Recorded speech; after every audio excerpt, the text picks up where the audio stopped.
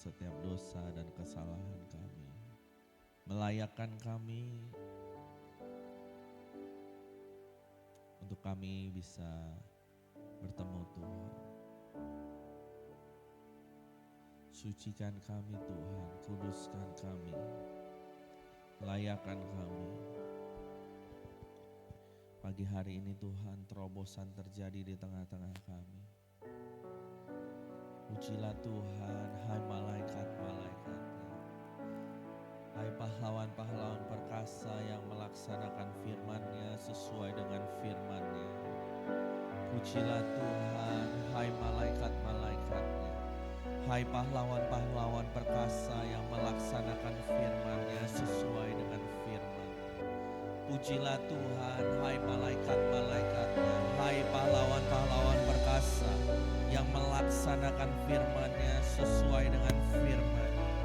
Pujilah Tuhan, hai malaikat-malaikatnya, hai pahlawan-pahlawan perkasa yang melaksanakan firman-Nya sesuai dengan firman-Nya. Pujilah Tuhan, hai malaikat-malaikatnya yang melaksanakan firman-Nya, hai pahlawan-pahlawan perkasa yang melaksanakan firman-Nya, hai tentara-tentara surga yang melaksanakan firman-Nya, hai pejabat-pejabat surga yang melaksanakan firman-Nya.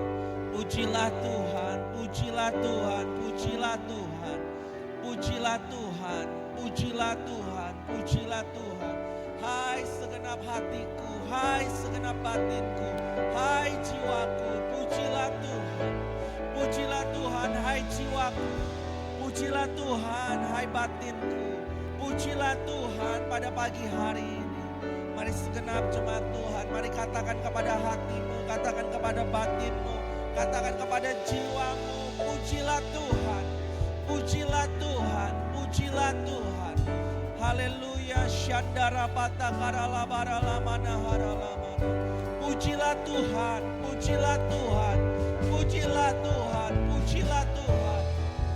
Malam hari ini Tuhan, malam hari ini, malam hari ini, pada pagi hari ini Tuhan, kami minta Tuhan, Engkau ada di tengah-tengah kami. Kami mau memuji Tuhan pagi hari ini Tuhan. Pada pagi hari ini kami mau Engkau Tuhan hadir di tengah-tengah kami. Tolong kami Tuhan. Biar alamana haralama syandara mana haralama. Siara lamana haralamana haralamana haralama.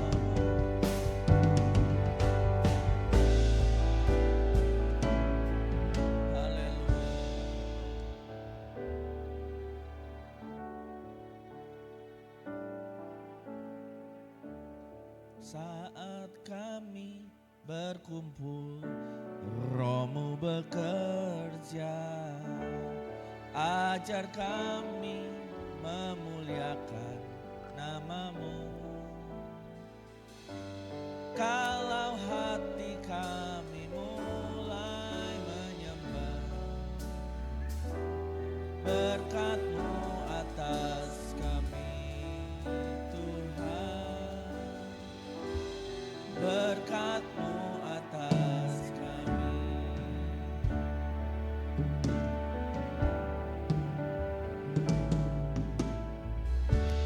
Saat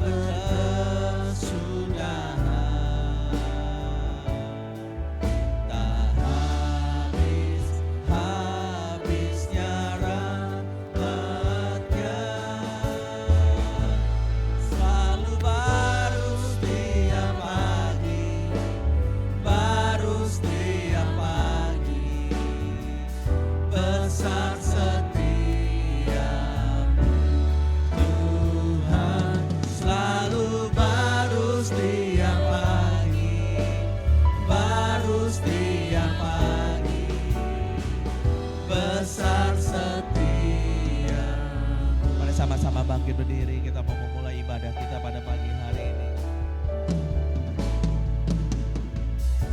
Saat kami berkumpul, Roh-Mu bekerja, ajar kami memuliakan nama-Mu. Dalam hati kami mulai menyembah, berkat-Mu atas kami Tuhan,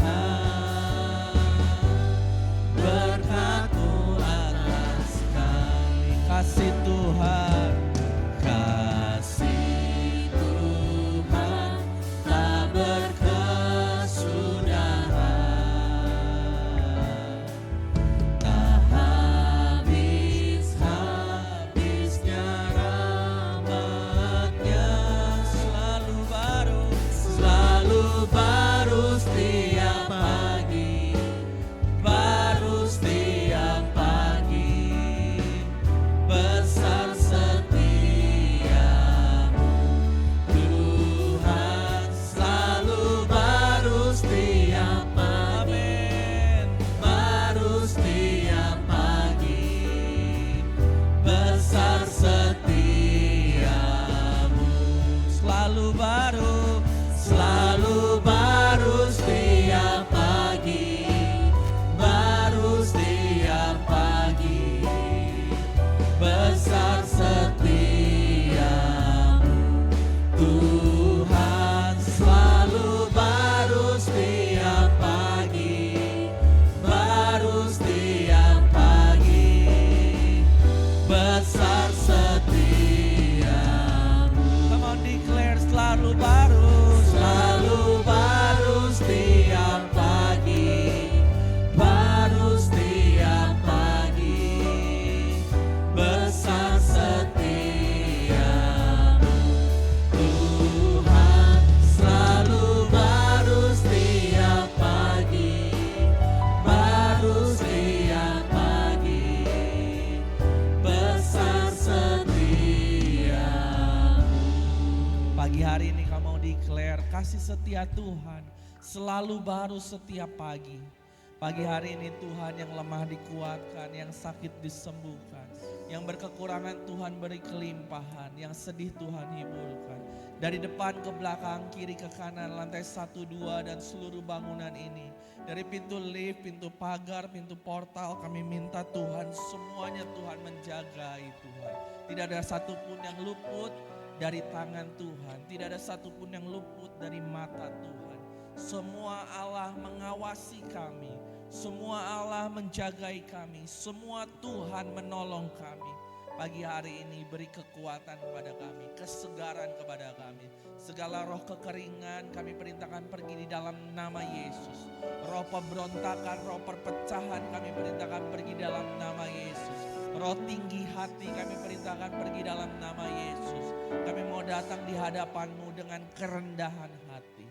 Kami mau memuji dan menyembah nama Tuhan. Pimpin ibadah kami pada pagi hari ini di dalam nama Tuhan Yesus Kristus. Setiap kita yang siap beribadah katakan amin. Silakan duduk Bapak Ibu. Selamat pagi Bapak Ibu semuanya. Boleh berikan shalom ya. Shalom. Haleluya. Kita mau beri salam kiri kanan, katakan Tuhan Yesus baik.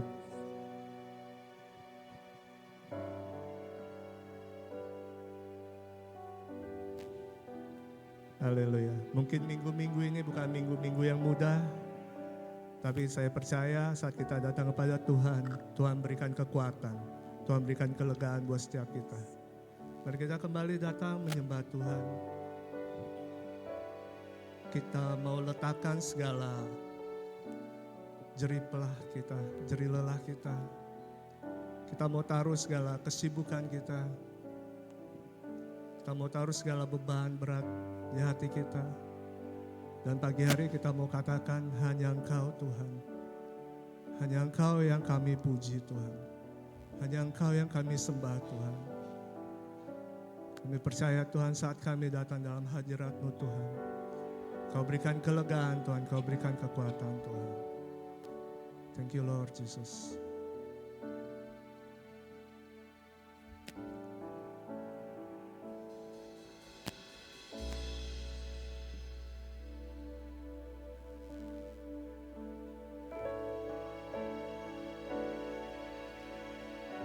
Biar pagi hari ini Tuhan, kami mau katakan Tuhan dengan segenap hati kami Tuhan.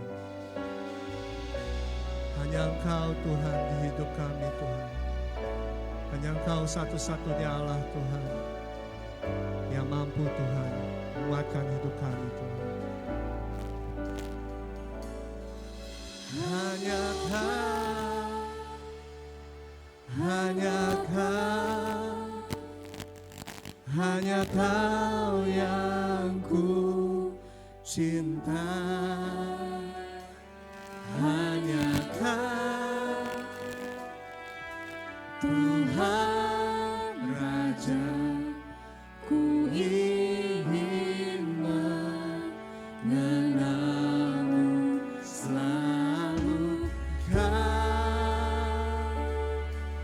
hanya Kau, hanya Kau yang ku sembah. Suci, suci, layak, Engkau layak, sungguh ku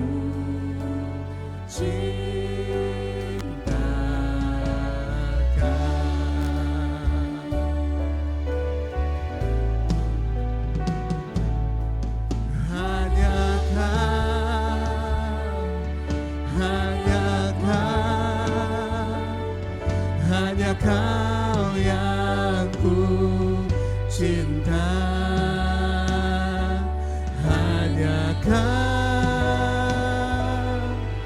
Tuhan Raja, ku ingin mengenalmu selalu. Kau, hanya Kau,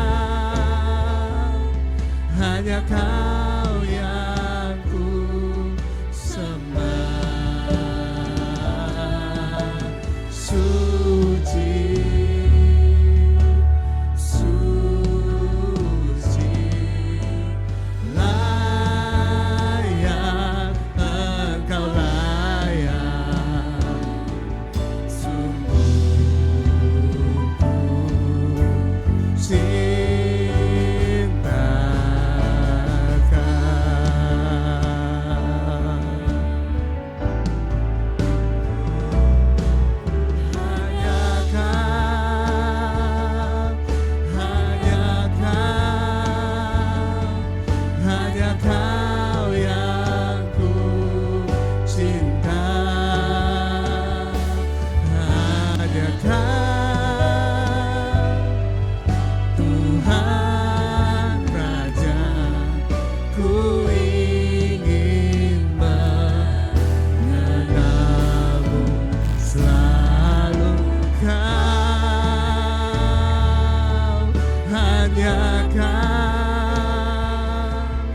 Hanya Kau yang ku sembah. Suci, suci, layak, Engkau layak, sungguh ku cinta.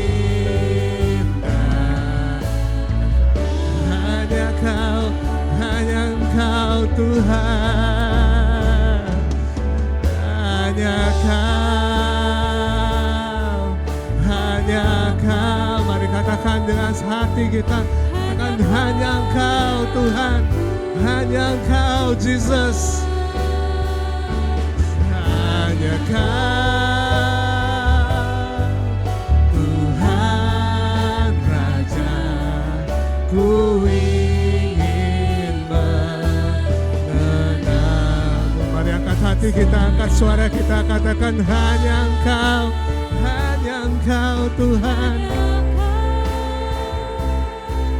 hanya Kau yang ku sembah. Suci,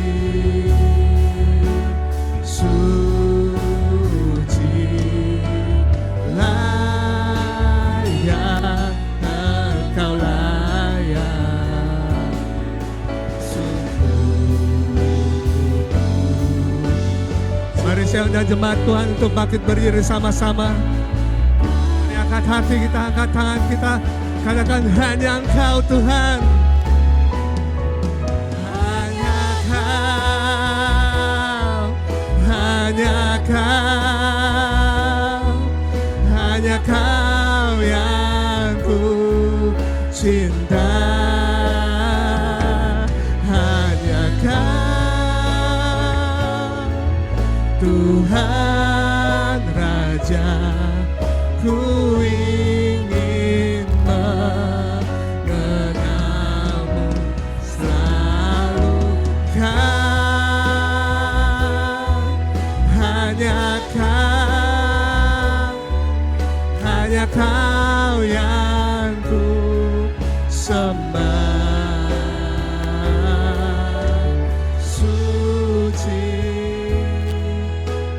Suci, layak, Engkau layak, sungguh ku cinta Kau.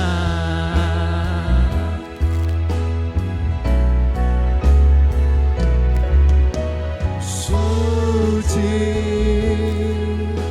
suci, layak, Engkau layak, sungguh ku cinta Kau. Suci, suci Tuhan, suci, suci, layak, Engkau layak, sungguh ku cinta Kau.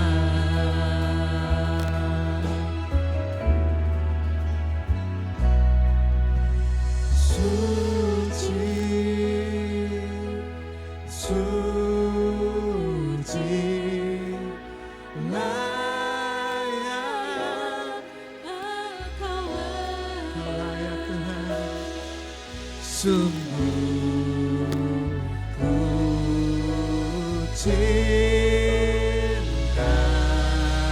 Engkau. Mari orang-orang yang mencintai Tuhan Yesus Kristus berikan sorak-sorai buat Tuhan yang luar biasa. Haleluya. Mari kita mau memuji Tuhan. Kita mau semuanya sama-sama tepuk tangan buat Tuhan yuk.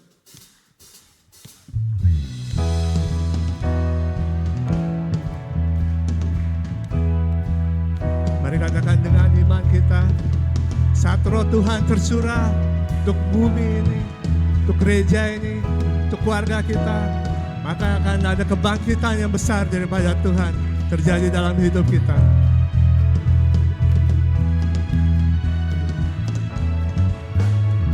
Tuhan curahkan roh-Mu atas manusia di bumi, biar anak-anak-Mu menyampaikan nubuatan, mimpi dan penglihatan.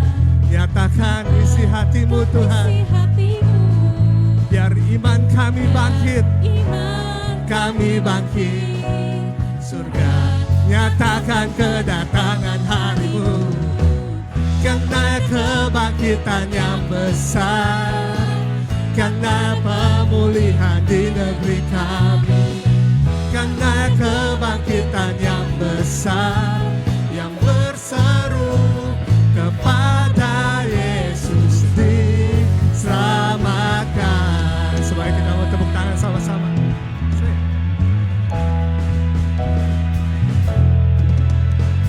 Tuhan curahkan roh-Mu atas manusia di bumi, biar anak-anak-Mu menyampaikan nubuatan, beri mimpi dan penglihatan. hatimu. Biar iman kami bangkit, surga nyatakan kedatangan harimu. Semuanya katakan, karena kebangkitan yang besar, karena pemulihan di negeri kami, karena kebangkitan yang besar, yang berseru kepada Yesus diselamatkan. Karena kebangkitan, karena kebangkitan yang besar, karena pemulihan di negeri kami, karena kebangkitan yang besar, yang berseru kepada Yesus diselamatkan. Mari bersukacita, sebab Allah kita telah datang membawa keselamatan. Allah kita telah datang membawa kemenangan. Saat roh Tuhan tercurah, maka Dia akan membangkitkan umat-umatnya. Dia akan membangkitkan negeri kita. Dia akan membangkitkan gereja kita. Sama-sama katakan, karena kebangkitan, karena kebangkitan yang besar, karena pemulihan di negeri kami, karena kebangkitan yang besar, yang berseru. Mari kita mau naikkan doa kita sama-sama. Katakan, karena kebangkitan, karena kebangkitan yang besar, karena pemulihan di negeri kami, karena kebangkitan yang besar, yang berseru kepada Yesus diselamatkan, yang berseru kepada Yesus diselamatkan. Sekali katakan, yang berseru, berseru kepada Yesus diselamatkan.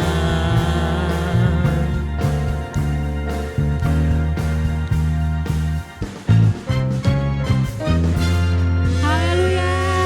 Boleh saya dengar sorak-sorai orang yang mengasihi Tuhan? Katakan haleluya. Mari kita mau sama-sama lebih semangat lagi memuji Tuhan, amin. Sebab Tuhan satu-satunya kebenaran dalam hidup kita. Haleluya. Yes Tuhan, Kau satu-satunya pilihan dalam hidup kami Tuhan.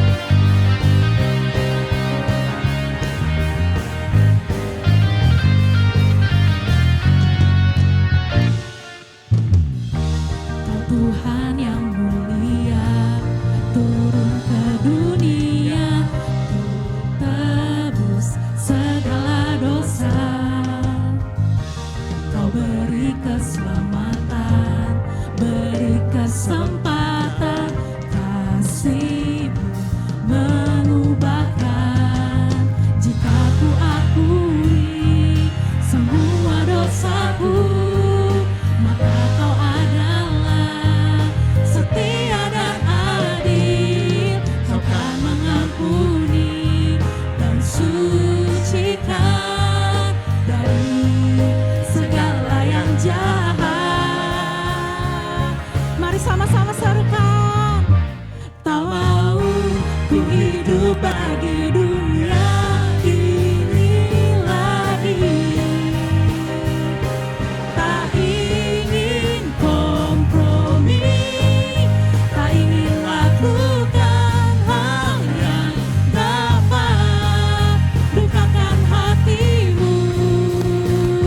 Tak mau ku hidup di luar tutur kata firman-Mu yang telah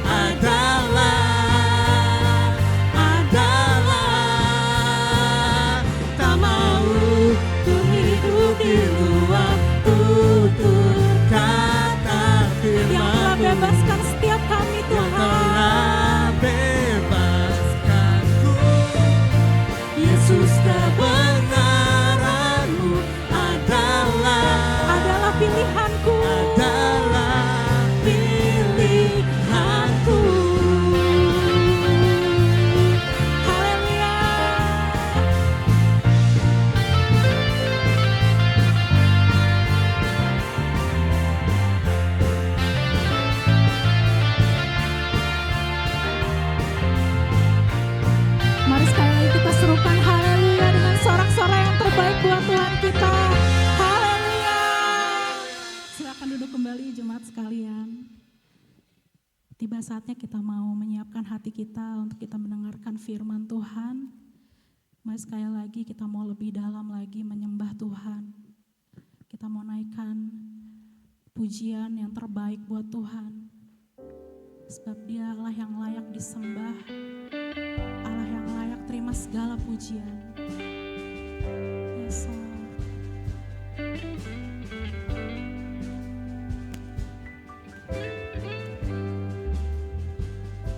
Let's shout for joy,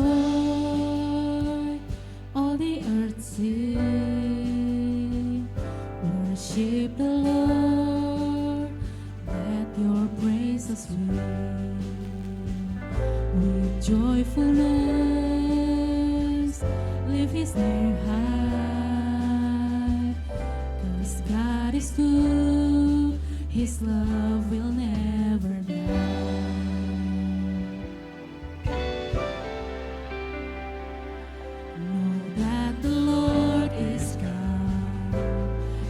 The King. We are His people, His love we see, His faithfulness forever true. He's always there in all we do. Enter His name.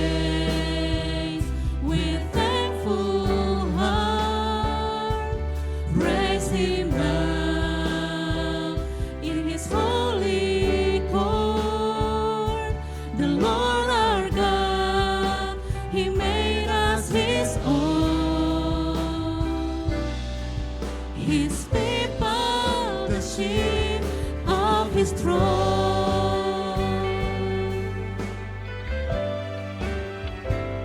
Know that the Lord is God, He's the King. We are His people, His love we see, His faithfulness forever true.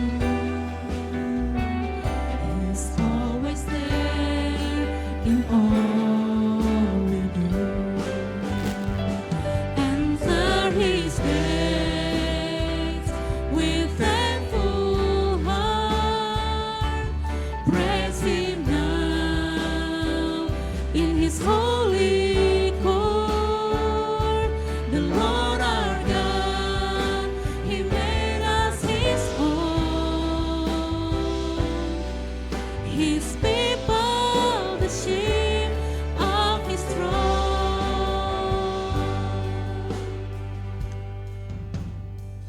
We'll lift our voices, we'll sing His praise. With every breath, we'll honor His name.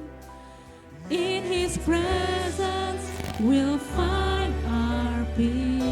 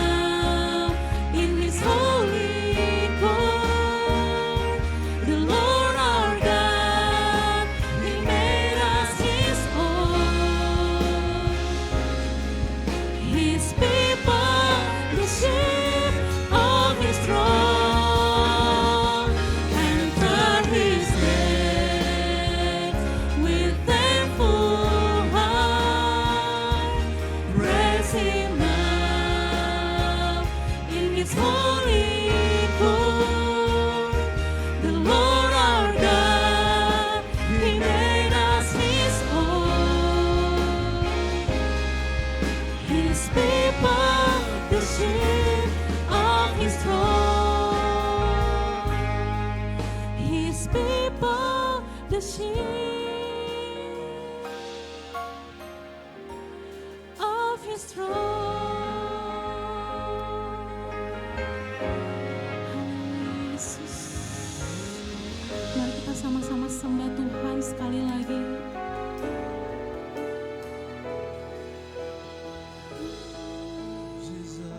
Haleluya. Mari setiap jemaat Tuhan kita mau naikkan ucapan syukur. Kita mau naikkan pujian dengan penuh ucapan syukur dari hati yang paling dalam, yang paling tulus buat Tuhan kita. Dia Raja yang hidup, Dia Tuhan yang hidup. Ya Ralabaya Shikirarala. Kami mau masuki Tuhan, ruang Maha Kudus dengan hati penuh ucapan syukur Tuhan.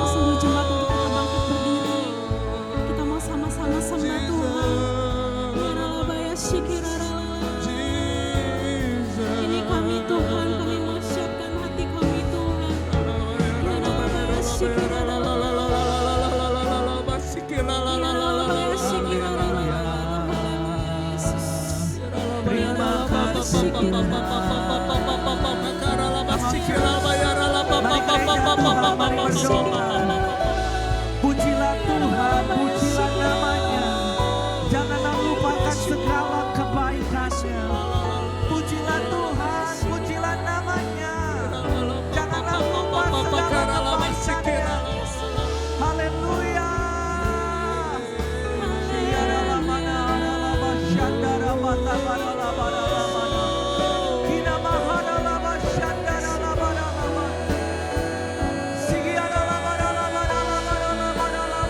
Pujilah Tuhan, pujilah namanya. Janganlah lupa segala kebaikannya. Janganlah lupa segala kebaikannya. Tuhan pengasih, Tuhan penyayang. Dia tidak menuntut, Dia tidak menendang. Terima kasih Tuhan. Haleluya, haleluya. Shandara mata karala.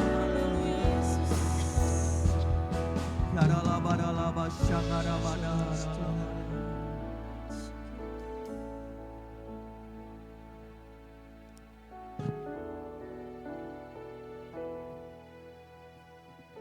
Selama ku hidup,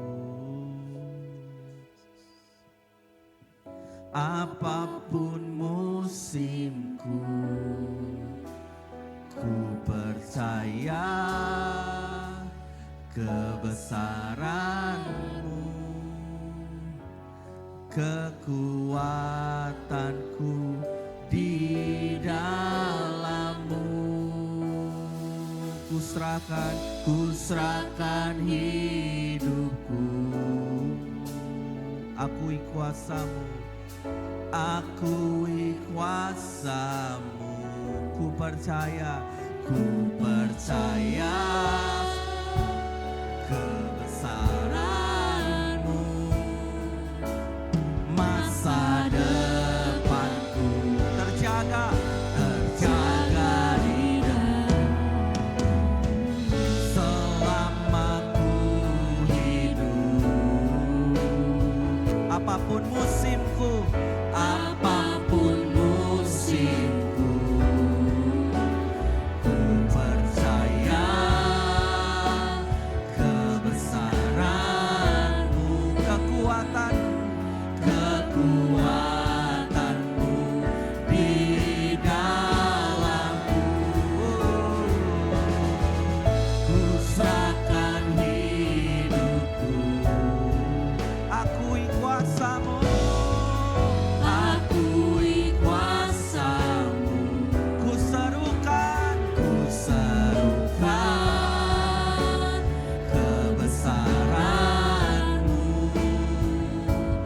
Masa depanku terjaga di sama-sama katakan selama ku hidup.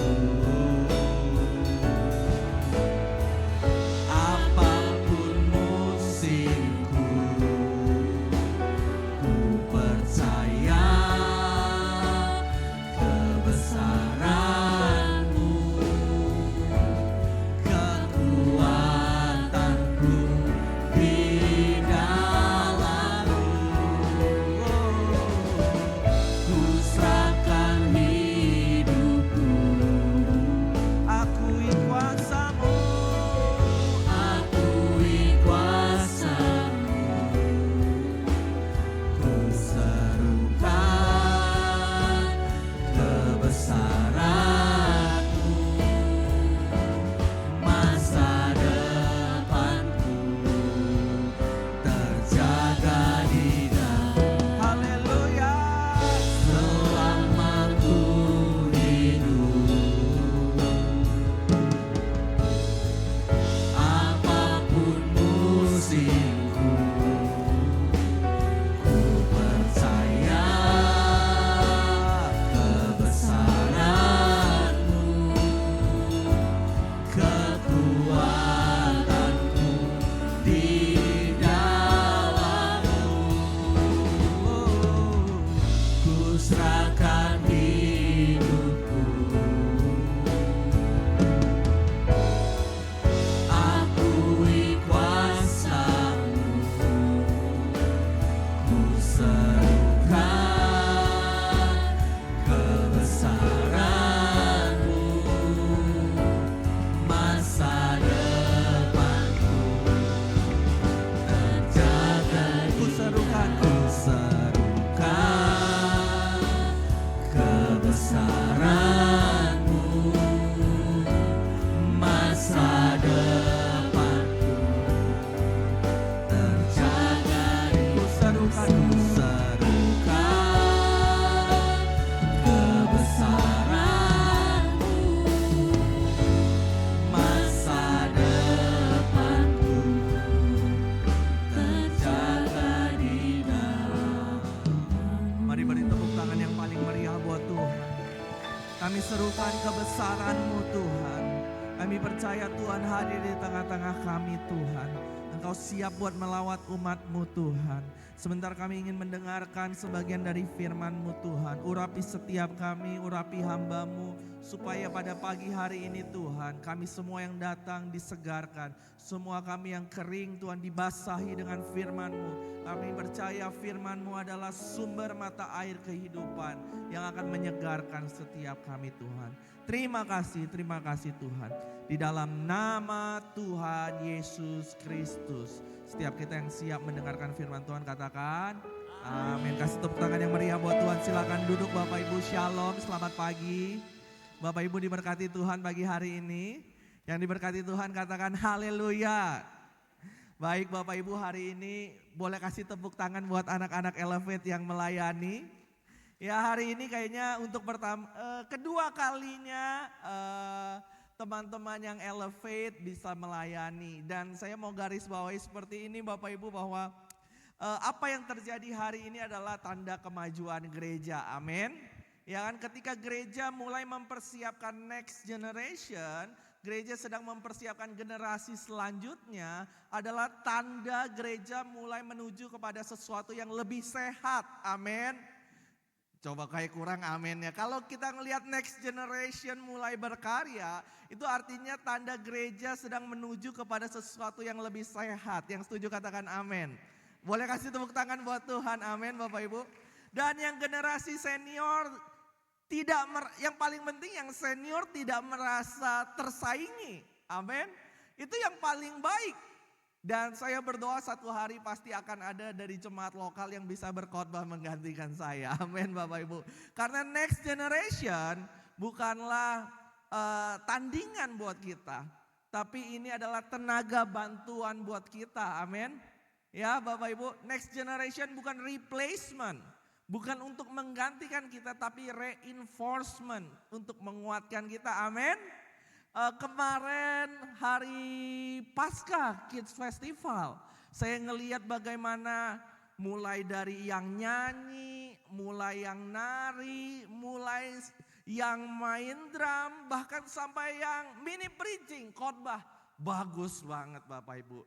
Saya ngelihat masa depan gereja ini benar-benar Tuhan tolong. Boleh kasih tepuk tangan buat Tuhan Bapak Ibu.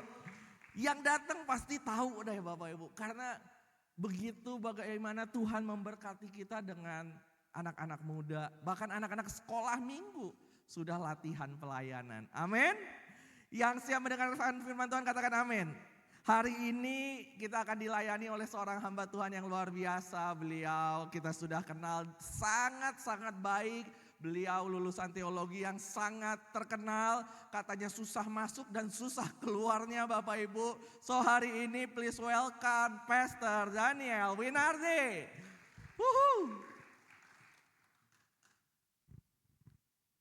Oke, sekali lagi kasih tepuk tangan buat Tuhan Bapak Ibu.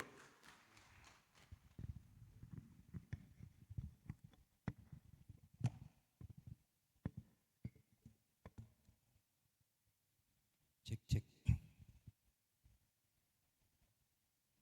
Oke, shalom Bapak Ibu semua. Shalom, sekali lagi mari kita sama-sama berdoa ya. Tuhan, kami sungguh bersyukur pagi hari ini Tuhan menyertai kami, memelihara kami secara sempurna.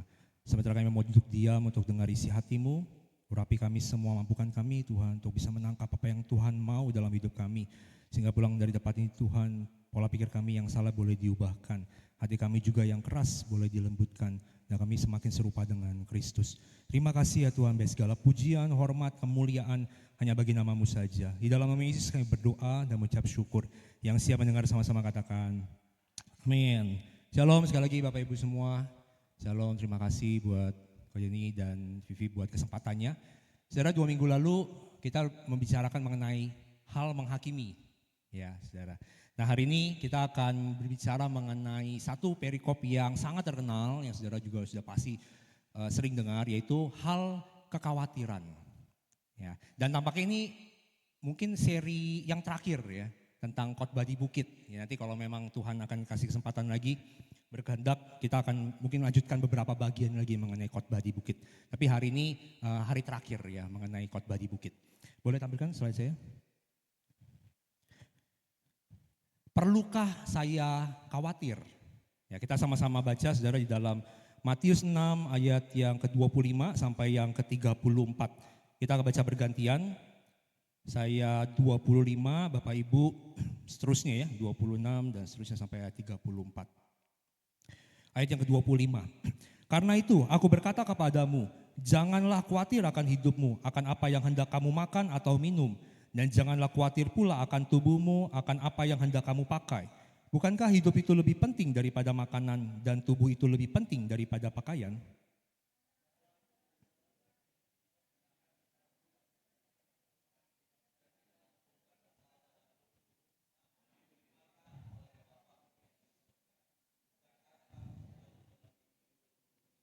Ayat yang ke-27, siapakah di antara kamu yang karena kekhawatirannya dapat menambahkan sehasta saja pada jalan hidupnya?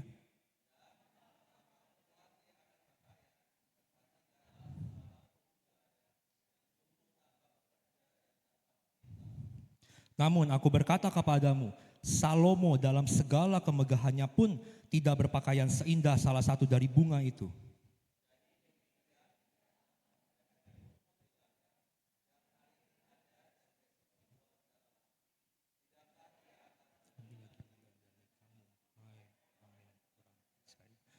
Sebab itu janganlah kamu khawatir dan berkata, apakah yang akan kami makan, apakah yang akan kami minum, apakah yang akan kami pakai.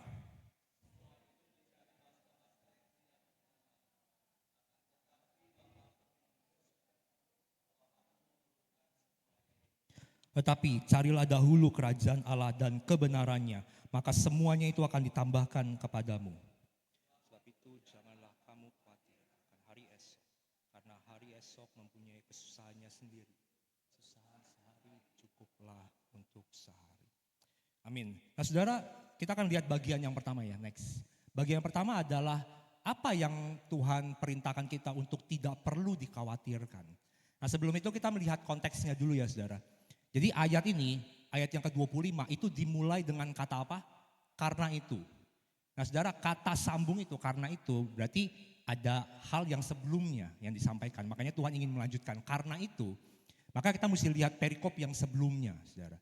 Nah perikop yang sebelumnya Tuhan Yesus berbicara mengenai apa? Mengenai hal mengumpulkan harta. Hal mengumpulkan harta. Jadi saudara ada kesinambungan antara hal mengumpulkan harta dengan kekhawatiran akan makan, minum, dan pakaian. Dan tampaknya orang pada waktu itu mengapa mengejar harta? Ya, Tuhan Yesus mengatakan ya kamu jangan mengejar harta di bumi ya karena bumi ngengat. Lalu nanti ada pencuri akan membobol gitu kan ya. Maka kumpulkanlah harta di sorga ya karena di sorga tidak ada ngengat dan sebagainya. Pencuri tidak bisa membobol harta kita. Itu tidak berarti kita tidak boleh mencari uang saudara, bukan itu. Tapi ketika fokusnya salah, ketika ketamakan dan sebagainya itu yang menjadi problem ketika kita mengumpulkan harta.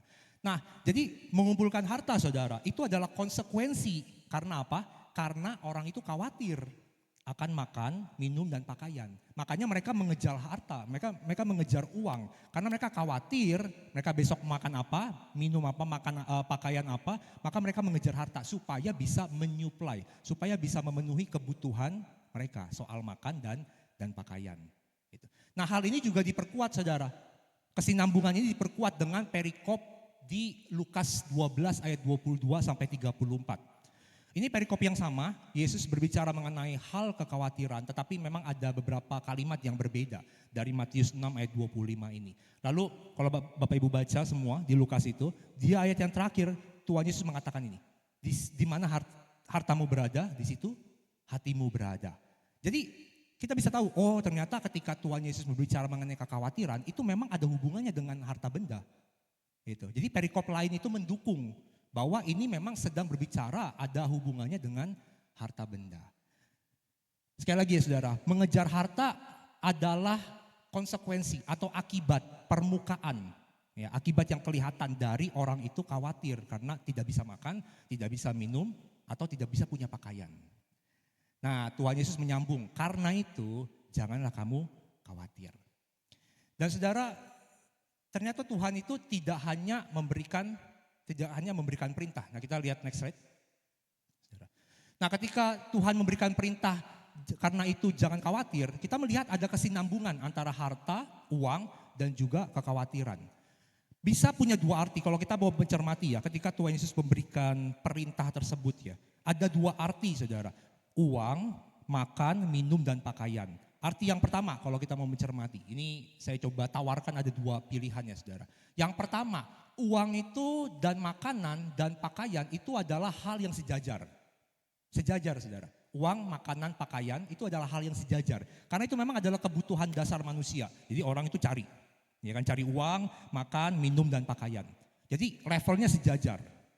Atau yang kedua artinya kesinambungan tersebut antara uang, makan, dan minum ya saudara. Makan, minum, dan pakaian. Yang kedua, uang hanya alat. Hanya sarana, jadi levelnya enggak sejajar sama makan minuman, enggak. Uang itu hanya alat untuk mendapatkan makan, minum, dan pakaian. Nah yang mana nih saudara? Kalau saya lebih memilih yang kedua dari pembacaan kita. Dari kesinambungan tersebut artinya memang yang kedua, bahwa uang itu bukan sejajar dengan makanan, pakaian, dan minuman, bukan. Tapi hanya sarana untuk mendapatkan. Jadi orang khawatir dia cari uang supaya bisa menyuplai kebutuhan tersebut. Karena memang saudara, uang itu tidak punya nilai pada dirinya sendiri. Sekali lagi saudara, uang itu tidak punya nilai pada dirinya sendiri. Uang itu bernilai ketika ada dalam konteks. Yaitu apa? Ketika kita memakai uang itu untuk mencukupkan kebutuhan kita. Untuk mendapatkan sesuatu yang lain. Kalau saudara bingung saya berikan contoh ya saudara. Kalau saudara bingung saya berikan contoh. Misalnya, taruhlah saya habis dapat berkat gitu ya. Saya dapat berkat, lalu saya telepon Koapin misalnya ya. Saya telepon Koapin. Koapin, saya habis dapat berkat nih. Besok saya transfer ya kok. 200 juta. Bohongan ya kok. Bohongan ya. Jangan tagih habis ini ya. Karena ilustrasi saja. 200 juta gitu kan. Wah, Koapin langsung berbinar matanya, langsung bilang, aduh mimpi apa saya dapat 200 juta ya kan. Tiba-tiba. Terus saya bilang, tapi kok ada syaratnya. Syaratnya apa? Syaratnya gak boleh koko pakai. 1 rupiah pun koko gak boleh pakai. Terus kalau Apin udah mulai mengerutkan dahinya ya kan, gak boleh dipakai. Udah mulai berkurang tuh kebahagiaannya ya kan. Kesenangannya udah mulai berkurang. Terus mungkin Kopin, oh gak apa-apa ya Nil, gak apa-apa gak dipakai. Nanti aku simpen aja ya buat anak-anak ya. Gitu. Ya, buat anak-anak nanti kalau buat SMA atau buat kuliah gak apa-apa, taruh aja di deposito nanti disimpan buat mereka ambil gitu. Terus saya bilang, enggak kok, enggak boleh sama sekali. Kok taruh aja tabungan atau deposito, enggak boleh diambil sampai 7 turunan. Enggak boleh diambil 1 rupiah pun. Kira-kira Bapak Ibu, apakah Koapin tetap bahagia? Susah ya. Buat apa saudara punya 200 juta di bank tapi enggak boleh dipakai. Nah itu maksudnya saudara, uang itu sebenarnya hanya angka, enggak ada nilai pada dirinya sendiri. Pada dasarnya uang itu tidak bisa membahagiakan kita, enggak bisa. Uang itu baru bisa membahagiakan kita kalau dipakai untuk mendapatkan sesuatu. Dan kalau dirunut-runut itu saudara ya, diterusin ya. Nanti pada akhirnya kita akan menemukan bahwa sebenarnya yang kita butuhkan, yang membuat kita bahagia itu bukan materi. Tapi yang sesuatu yang imaterial. Imateri itu artinya tidak materi, bukan materi. Misalnya ya saudara ya, orang beli pakai uang itu tadi 200 juta, lalu beli jam Rolex. Jam Rolex saudara ya, ratusan juta mungkin ada miliar, saya nggak tahu tuh. Jam Rolex. Tapi sama, coba saudara beli jam Rolex atau dikasih orang jam Rolex, tapi nggak boleh dipakai, taruh aja di laci. Saudara bahagia nggak? Enggak saudara, karena jam itu akan saudara pakai untuk hal yang lain. Yaitu apa? Untuk mendapat pengakuan ya kan. Kalau ketemu teman bisnis ya kan. Kalau ketemu klien supaya apa? Supaya dipandang gitu kan pekerjaannya. Pakai aksesoris yang mahal gitu. Jadi saudara, dan nanti di ujung-ujungnya sesuatu yang kita butuhkan sebenarnya bukan jam Rolex itu. Tapi pengakuan orang. Itu kan imaterial, saudara nggak bisa lihat pengakuan orang kan. Saudara tidak bisa melihat keberhargaan diri. Gitu. Dipuji orang itu kan tidak bisa dilihat, itu imaterial. Maka itu saudara, uang itu sebenarnya tidak ada nilai pada dirinya sendiri. Dia baru bernilai kalau kita pakai sesuatu. Nah dalam konteks ini, uang itu dipakai untuk memenuhi kebutuhan sehari-hari. Jadi dari konteks ini kita tahu bahwa apa yang sebenarnya Tuhan Yesus katakan jangan khawatir. Konteksnya apa saudara? Tentang makan, minum, dan pakaian. Artinya apa? Kebutuhan sehari-hari. Jadi Tuhan Yesus tidak berbicara mengenai khawatir dalam segala hal, saudara. Tidak, Tuhan Yesus tidak sedang berbicara mengenai khawatir. Enggak boleh khawatir sama sekali dalam segala hal apapun, enggak. Konteksnya tentang kebutuhan sehari-hari. Tapi juga saudara jangan bilang begini, oh kalau enggak khawatir soal makanan minum berarti saya boleh khawatir soal yang lain dong. Enggak gitu juga. Nanti kita akan lihat di bagian akhir khotbah ini saudara, tidak seperti itu juga. Tapi paling enggak kita tahu konteksnya, bahwa Tuhan sedang memerintahkan jangan khawatir, itu berbicara mengenai kebutuhan sehari-hari, bukan segala hal kekhawatiran. Ya. Jadi saudara dari kesinambungan tadi ya, kita balik lagi, uang dipakai untuk makan, minum, dan kebutuhan sehari-hari. Karena khawatir.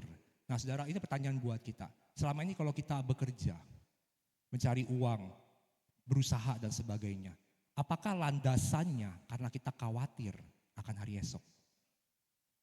Nah itulah yang dilakukan di perikop ini.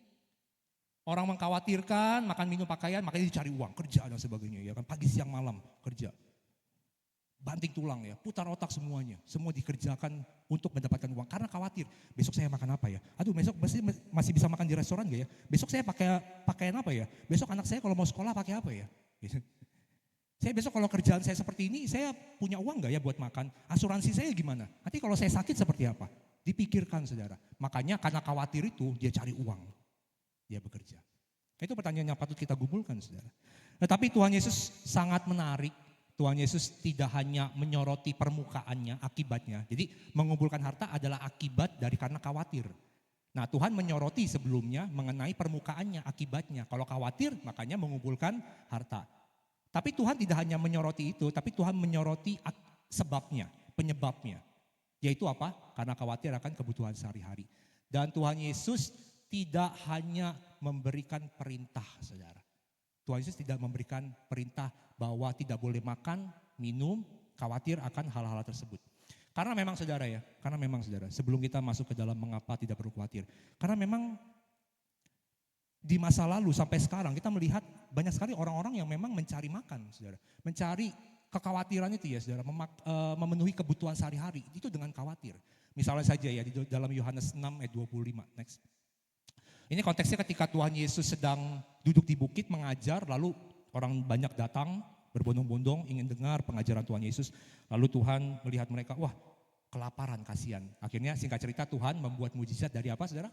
Roti dan ikan. Lalu Tuhan memberikan makan kepada semua orang yang hadir di sana. Lalu selesai dari pengajaran itu memberi makan, Tuhan Yesus nyebrang saudara. Di dalam ceritanya nyebrang menggunakan perahu ke daerah yang seberang saudara. Orang-orang itu ngikutin, orang-orang yang udah dikasih makan itu ngikutin. Sampai ke seberang juga, wah orang kalau lihat kan, wah hebat banget nih orang-orang ngikutin. Karena mungkin ingin mengejar Tuhan Yesus ya kan, ingin mengejar firman-Nya. Kangen sama Tuhan Yesus itu. Ternyata enggak, Tuhan Yesus tahu hati mereka. Makanya Tuhan Yesus berkata seperti ini. Ketika orang banyak menemukan Yesus di seberang laut itu, mereka berkata kepadanya, Rabi, bila mana engkau tiba di sini? Tuhan tahu hati mereka. Yesus menjawab mereka, aku berkata kepadamu, sesungguhnya kamu mencari aku bukan karena kamu telah melihat tanda-tanda. Aku Mesias, aku Raja, aku anak Allah. Bukan kamu mengejar aku bukan karena itu. Tapi karena kamu telah makan roti itu dan kamu kenyang. Jadi saudara, orang-orang itu mengikut Tuhan Yesus karena perutnya udah isi. Kebutuhan jasmani mereka udah diisi, dipenuhi oleh Tuhan Yesus. Maka mereka mencari Tuhan Yesus. Jadi ada saja dari dulu sampai hari ini ada orang-orang yang memang khawatir. Ikut Tuhan Yesus karena khawatir gak bisa makan. Ingin dipenuhi kebutuhan jasmaninya. Dan itu memang terjadi sampai hari ini. Tapi menariknya sekali lagi Bapak Ibu, Tuhan Yesus tidak hanya memberikan perintah. Tapi dia juga memberikan alasan kenapa kita tidak perlu khawatir. Next. Kenapa gak boleh khawatir? Ada 3 hal. Yang pertama saudara, next. Karena kita itu sangat berharga. Karena kita sangat berharga. Kita baca ya sekali lagi saudara, ayat yang 25b. Dikatakan seperti ini. Bukankah hidup itu lebih penting daripada makanan dan tubuh itu lebih penting daripada pakaian? Saudara, kalau kita baca sekilas mungkin kita bingung ya. Ini maksudnya Tuhan Yesus apa ya? Habis dari ngomong jangan khawatir akan makan, minum dan pakaian, tiba-tiba bilang bukankah hidup itu lebih penting dari makanan dan tubuh itu lebih penting daripada pakaian? Gitu. Kita bisa jawab, iya memang. Terus apa hubungannya sama khawatir? Nah maksudnya seperti ini saudara, kita bisa pahami. Tuhan itu kan menciptakan hidup, memberikan kita kehidupan, ya saudara. Dalam bahasa aslinya, kehidupan di situ adalah hidup itu di situ adalah suke, artinya jiwa. Jadi Tuhan itu telah membuat mujizat, telah memberkati kita dengan jiwa dan tubuh, hidup ini sendiri, saudara. Dan kita melihat ini begitu luar biasa, betul ya, hidup kita, jiwa kita, tubuh kita begitu luar biasa. Aduh saudara, kalau kita pelajari kedokteran ya, bagaimana sel kita bekerja, otak kita bekerja, waduh itu luar biasa banget. Luar biasa banget. Dan Tuhan telah memberkati kita dengan kehidupan itu saudara. Tuhan telah menciptakan kehidupan itu. Nah masakan, kalau Tuhan sudah menciptakan berkat mujizat yang begitu luar biasa yang adalah hidup dan tubuh, masakan Tuhan tidak memberikan juga hal-hal yang untuk menyuplai hidup dan tubuh tersebut. Nah apa saudara? Tubuh itu kan sangat penting, mujizat yang terbesar ya kan. Hidup kita tuh luar biasa berkat dari Tuhan. Masakan Tuhan tidak memberikan hal-hal yang berhubungan untuk menyuplai atau mempertahankan kehidupan kita? Gak mungkin, itu lebih sepele, yaitu adalah apa? Makanan dan pakaian untuk menopang kehidupan kita. Kalau saudara bingung juga saya berikan contoh ya. Misalnya anak saudara udah kuliah ya kan, udah saatnya kuliah lalu mau dibelikan mobil. Lalu saudara bilang sama anak saudara, nah besok kita ke showroom mobil ya, kita showroom mobil ya, papa mau beliin kamu mobil karena kamu buat kuliah ya, buat kerja tugas, buat hangout lah sama temen, biar gampang gitu, gak usah dianterin terus misalnya. Gitu.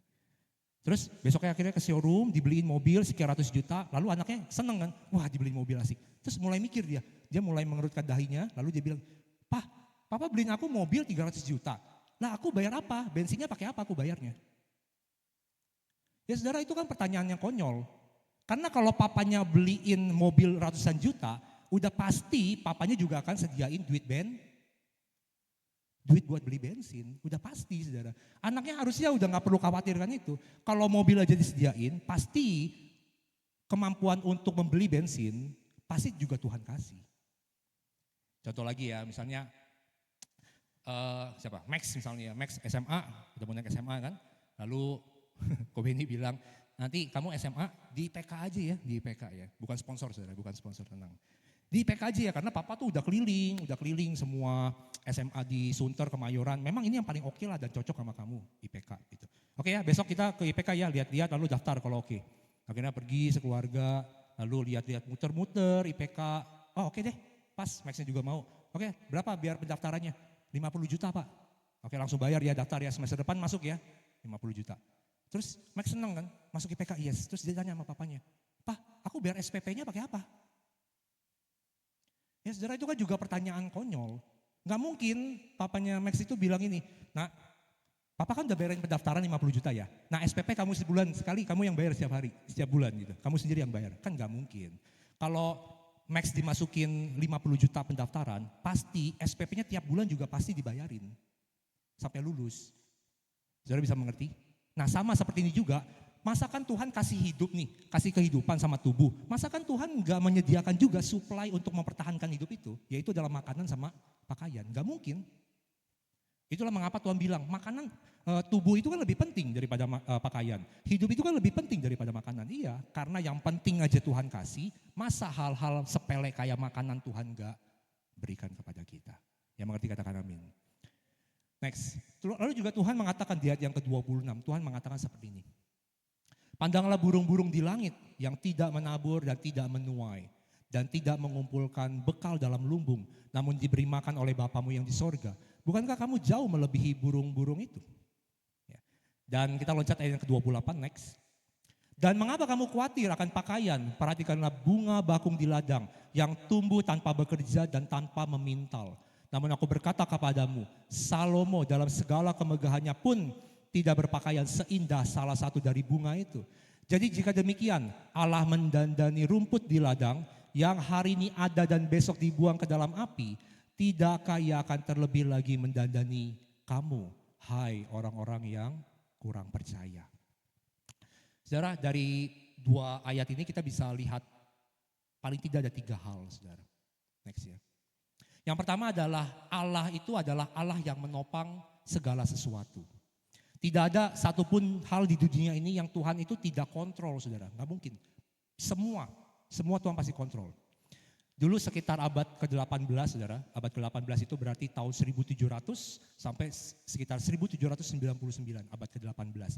Ada satu paham yang disebut dengan deisme. Deisme. Nah deisme itu paham yang seperti ini kira-kira ya. Tuhan setelah menciptakan segala sesuatu, isinya manusia, alam semesta, ya kan, burung, tanaman dan sebagainya, gunung, air, udara.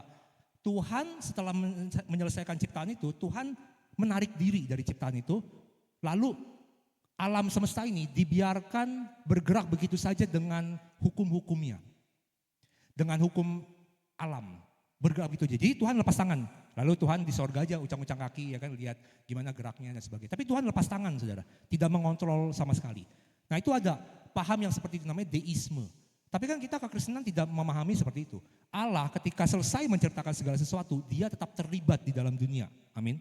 Dia tetap menopang segala sesuatu. Dia mengontrol segala sesuatu.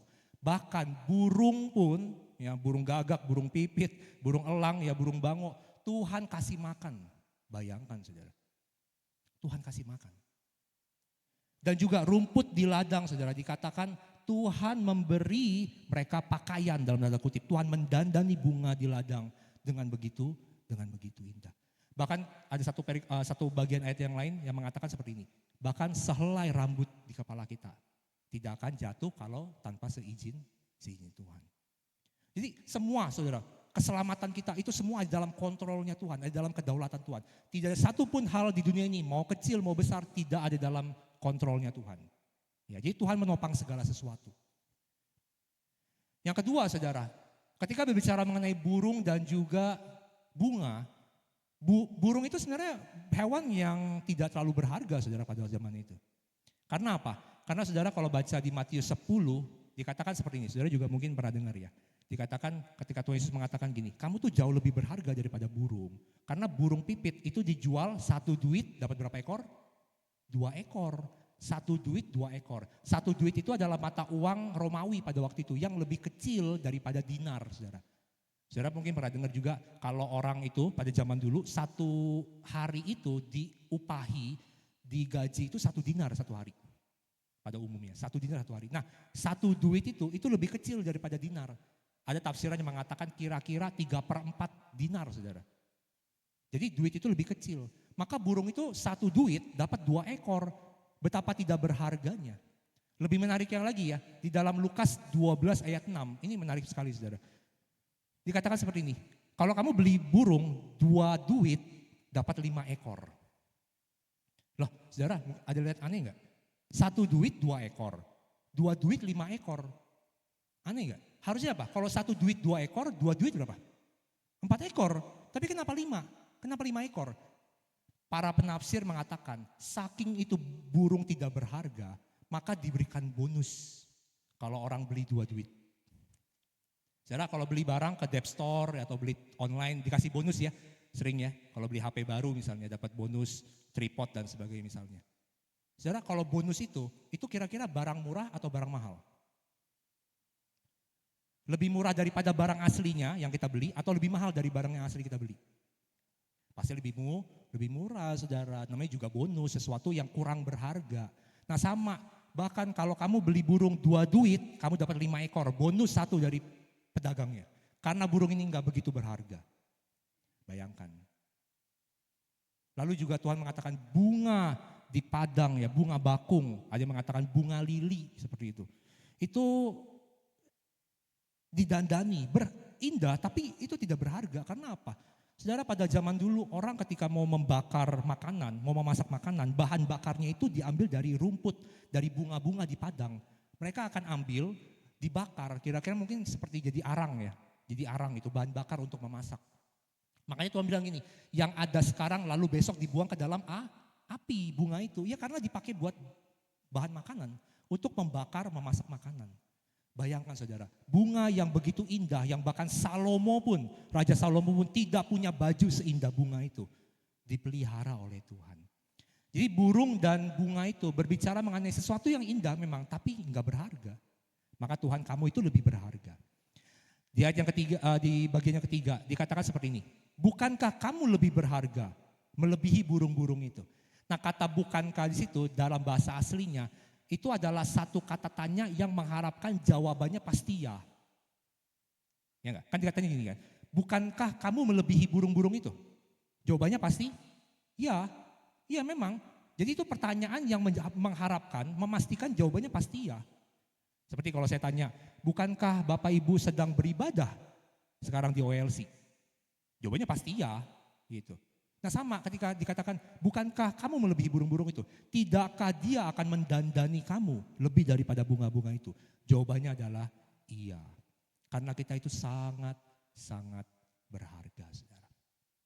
Maka kita lihat dari 2 ayat ini, next. Saudara, kita itu berharga bukan karena saudara punya deposito, bukan karena saudara punya uang, bukan karena saudara punya makanan banyak. Di kulkas saudara penuh salmon ya, sapi, daging ayam, daging babi semua. Bukan, kita berharga bukan karena saudara punya banyak makanan. Bukan karena saudara punya pakaian branded, bukan. Kita berharga karena Tuhan telah memberikan status itu, nilai itu kepada kita. Amin saudara. Karena Tuhan yang memberikan. Next. Dan juga kita sering berpikir ya saudara. Kalau kita bisa makan dan berpakaian ya saudara, itu karena saya akan bekerja, maka saya bisa makan enak, saya bisa cukup kebutuhan saya sehari-hari. Bukan Bapak Ibu. Dari bacaan ini kita tahu, kalau kita bisa makan, kalau kita bisa minum, kita bisa berpakaian, itu karena Tuhan yang memberikan saudara. Karena burung di padang pun, burung di udara pun Tuhan kasih makan. Maka kita yang lebih berharga pasti Tuhan kasih makan. Saudara ingat doa Bapa kami? Salah satu bagiannya mengatakan seperti ini. Berikanlah kami makanan yang secukupnya pada hari ini. Jadi orang Israel itu meminta Tuhan untuk memberikan makan. Bukan karena dia cari uang, saudara, lalu bisa makan. Bukan, tapi karena Bapa yang di sorga memberikan. Lagi ayatnya saudara ya, Mazmur 127 ayat 2 dikatakan seperti ini. Sia-sialah kamu bangun pagi-pagi dan duduk-duduk sampai jauh malam. Dan makan roti yang diperoleh dengan susah payah. Sebab ia memberikannya kepada yang dicintainya pada waktu tidur, saudara. Pada waktu tidur.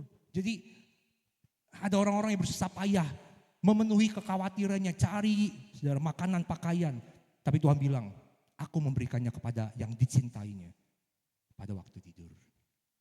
Jadi sekali lagi, kalau kita bisa makan, bukan hanya karena kita bekerja.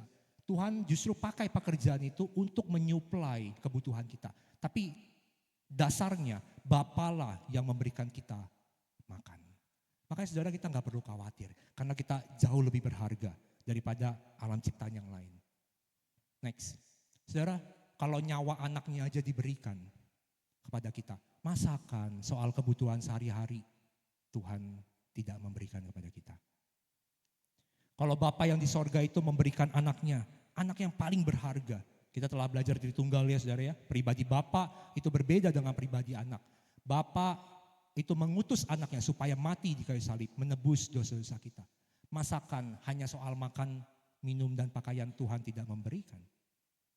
Amin saudara. Kita pasti diberikan karena kita sangat berharga di mata Tuhan. Next. Yang kedua saudara, kenapa enggak perlu khawatir? Yang pertama karena kita sangat berharga. Yang kedua karena khawatir itu tidak terlalu berguna. Enggak terlalu berguna saudara. Ayat yang ke-27 dikatakan seperti ini. Siapakah di antara kamu yang karena kekhawatirannya dapat menambahkan sehasta saja pada jalan hidupnya? Jawabannya enggak bisa. Orang berpikir kalau saya khawatir ya besok makan apa? Besok ngapain ya? Besok kerjanya bagaimana ya? Besok saya di PHK apa enggak? Besok kesehatan saya seperti apa? Tuhan mengatakan itu tidak bisa menambahkan umur kita saudara. Sehasta itu kira-kira sekitar 45 sentian. Tuhan mengatakan kalau kamu khawatir, kamu kira kamu bisa menambah umurmu. Kamu bisa memperpanjang umurmu. Enggak.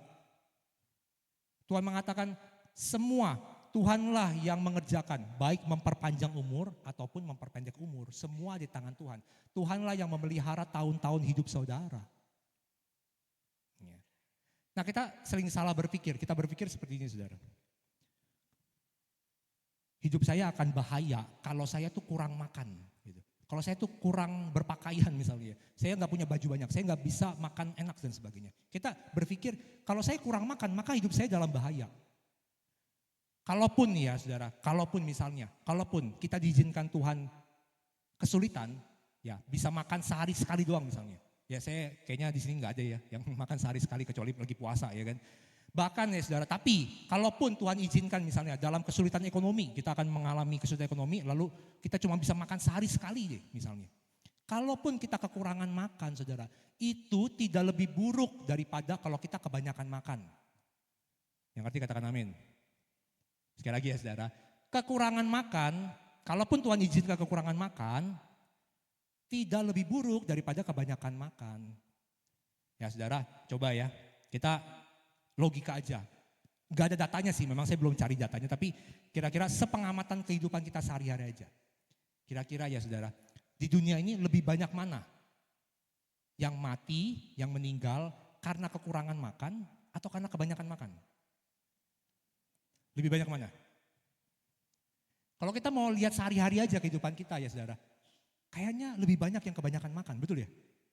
Lebih banyak yang kebanyakan makan. Ada di bagian dunia sana yang kekurangan makan, ada yang di bagian Afrika sana ya, kekurangan makan ya, perutnya buncit, kekurangan gizi, kurang makan, ada yang meninggal, banyak. Tapi kalau kita berbicara mengenai worldwide, mengenai dunia secara umum, tampaknya orang lebih cepat meninggal karena kebanyakan makan. Karena kalau kebanyakan makan menimbulkan segala penyakit ya saudara ya, diabetes lah, entar ada yang ginjal, kanker, tumor dan sebagainya, gagal jantung. Itu yang membuat orang cepat meninggal saudara. Karena kebanyakan makan, bukan karena kekurangan makan. Kalau saudara lihat saya lebih ramping, saya dari Desember lalu 2025 saya sama istri saya, ya karena disarankan juga sama dokter waktu itu periksa kandungan dan sebagainya ya. Disarankan sambil menunggu tes ini itu gitu kan. Sambil program dan sebagainya, coba kurangin dulu berat badannya gitu. Saya sama istri. Jadi dari Desember kami mulai ngurangin makan. Kalau siang makan lebih normal, masih normal makan siang, nasi dan sebagainya. Tapi mulai dikurangin ya, gula, karbo dan sebagainya. Lalu malam itu saya nggak makan nasi lagi. Jadi cuma makan buah, minum jus atau kadang-kadang makan daging lah, tapi tanpa nasi. Gitu. Dan makan malam biasanya kalau saya begadang buat baca, buat ngerjain tugas dan sebagainya, udah nggak ngemil lagi dan sebagainya. Jadi udah mulai dikurangin, saudara. Dikurangin makan. Sehingga saya udah turun sekitar 6 sampai 7 kilo kurang lebih saya sama istri saya. 4 bulanan ini. Ya saudara, saya kurang makan, saya mengurangi makan saya, tapi mengurangi makan itu tidak lebih buruk daripada kebanyakan makan. Gitu. Jadi saudara mengapain khawatir? Kalaupun saudara kurang makan, itu tidak lebih buruk daripada kebanyakan makan. Jadi nggak ada gunanya sebenarnya kita khawatir. Lalu di ayat yang ke-34 kita loncat ya saudara ya. Di ayat yang terakhir. Sebab itu janganlah kamu khawatir akan hari esok. Karena hari esok mempunyai kesusahannya sendiri. Kesusahan sehari cukuplah untuk sehari. Di bahasa aslinya kalimat karena hari besok mempunyai kesusahannya sendiri. Dalam bahasa aslinya sebenarnya secara literal dikatakan seperti ini. Hari esok akan mengkhawatirkan dirinya sendiri. Wah itu kalimat puitis ya. Itu benar. Jadi dalam bahasa Yunaninya kalimat literalnya sebenarnya hari esok akan mengkhawatirkan dirinya sendiri. Jadi maksudnya Tuhan Yesus berkata gini, udahlah kalau hari ini kamu memiliki kesulitan, udah cukup kesusahan hari ini, udah cukup hari ini. Besok akan memiliki kesusahannya sendiri, akan mengkhawatirkan dirinya sendiri atau memiliki kekhawatiran sendiri. Saudara, tiap hari itu kan kesulitannya beda-beda, betul ya? Kadang-kadang ada sehari yang kesulitannya tinggi, ada yang rendah gitu. Ya kan? Nah besok dan hari-hari berikutnya kita nggak tahu kesulitannya seperti apa. Lalu saudara ngapain pikirin besok mau ngapain? Besok kerjaan seperti apa? Besok makan seperti apa gitu. Nggak guna Tuhan bilang, udahlah kesusahan sehari cukup sehari. Hari ini kan kamu udah menghadapi kesulitan, aku kan kasih kekuatan buat kamu, aku akan kasih makan. Besok, kalaupun besok itu lebih sulit hidupnya, tenang, aku akan supply, aku akan berikan kekuatan untuk bisa hadapin hari esok. Gitu. Kalaupun 2 hari lagi lebih sulit, Tuhan janji, aku akan memberikan kekuatan. Aku akan memenuhi segala kebutuhan. Jadi saudara, kita melihat gak ada gunanya khawatir. Next, kenapa kita tidak perlu khawatir? Karena kalau kita khawatir saudara, kita akan mirip dengan bangsa lain.